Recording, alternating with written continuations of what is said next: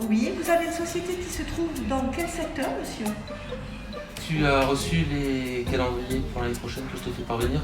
Oui, bien sûr. Donc le dossier n'est pas complètement terminé. Donc il doit me la renvoyer. D'accord. Tout ce qui est en bleu, c'est en préparation.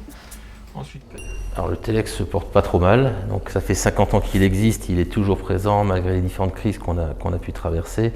Il a survécu à la crise du Covid, c'est un des 5 derniers journaux gratuits en France alors que la France en comptait plus d'une centaine, donc on est toujours présent.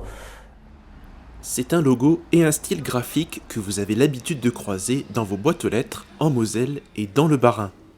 Le Telex a traversé les âges et il est toujours là. Créé par Claude Vervin en 1970, il avait pour but de faire communiquer les enseignes auprès des habitants.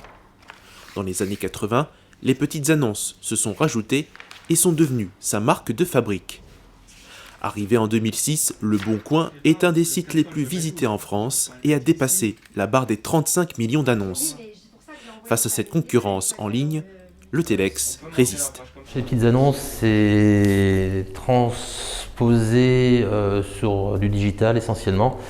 Et ce qui était notre cœur de métier aujourd'hui est en train de se transformer au vu de la perte effectivement, ou de la baisse tout du moins, du nombre de petites annonces. Petit bémol quant à ça, nos petites annonces sont très locales, donc fonctionnent encore très bien. C'est pour ça qu'aujourd'hui nous avons encore un volume d'annonces qui nous permet de remplir environ un quart de nos journaux.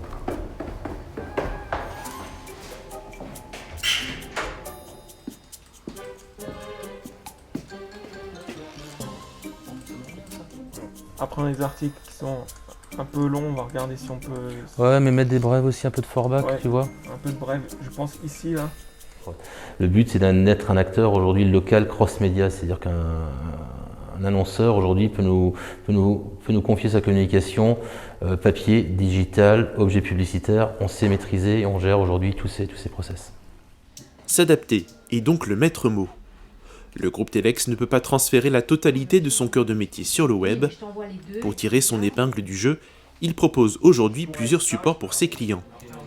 Mais en plus des annonces, il s'est lancé dans la diffusion d'articles sur l'actualité locale. J'ai vu ce matin une info sur l'augmentation du prix du stationnement à Sarreguemines, sur la ville de Sarreguemines. Essayer de te renseigner, je pense que ça va avoir un intérêt pour la semaine prochaine pour nos lecteurs. Ok, tu me tiens au courant. Donc on reste un de ces acteurs qui informent la population, aussi bien de la vie économique, de la vie politique, de la vie associative. La vie associative représente une part très importante de notre activité.